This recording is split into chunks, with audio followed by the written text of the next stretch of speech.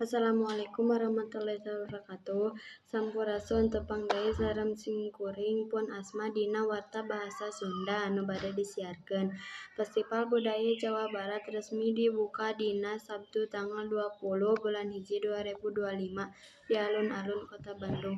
Acara ieu nampilkeun rupa-rupa kasenian tradisional jeung moderni sagara penjuru Jawa Barat. Gubernur Jawa Barat dina pidato nyebatkeun penting ngajaga warisan budaya lokal supaya henteu leungit ku arus globalisasi. Festival ieu oge jadi ajangan profesi pariwisata pikeun ningkatkeun ekonomi masyarakat lokal. Ratusan seniman jeung budayawan turut ngaruah-ruah acara ieu ku nampilkeun seni tari, musik tradisional serta merangan karya lokal.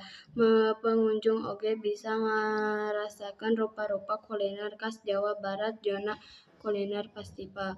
Festival budaya ieu diperkirakeun bakal naek ribuan wisatawan domestik jeung mancanagara salila 4 poe palaksanaanana. Acara ditutup ku ngagelar wayang golek anu jadi ciri khas budaya Sunda. Assalamualaikum warahmatullahi wabarakatuh.